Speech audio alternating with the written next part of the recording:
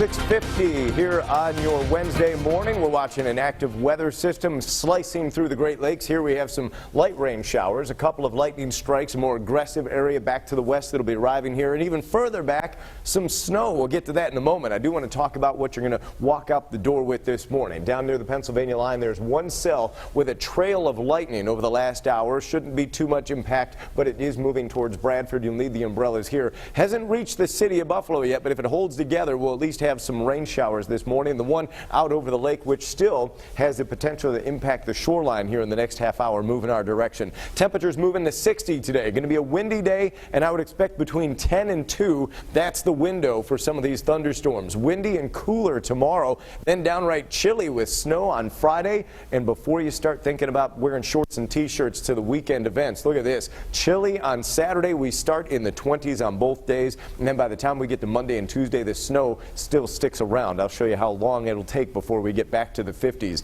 Today is going to be a warm one. We're going to jump through the 40s into the 50s, knocking on the door of 60 degrees just before those thunderstorms come. As they do, that'll start cooling things off, and it is going to get windy. Winds changing direction from easterly to southwesterly. You will know it when they arrive in your backyard. Here we have some of those rain showers out there this morning, likely fading a little bit, but it's between, again, about 10 and 2. 10 o'clock for Ripley and Westfield. I think that's the early window for some activity there, but as we get close to 12 o'clock, this is when we start to see the yellows and oranges, and that means some very heavy rain for a very short amount of time. It'll last maybe an hour to an hour and a half by the time we get to the second half of the day. That's moving off towards Batavia, middle of the afternoon. Wellsville, you'll be the last to get the water. Niagara Falls and Buffalo will hopefully be done by around 2. Still some scattered showers to get through there, and it looks like as we get to tomorrow, the snow stays packed up to the upper Great Lakes. We're going to be in some sunshine with a gusty wind, and then eventually we're going to find that the precipitation that scatters in the afternoon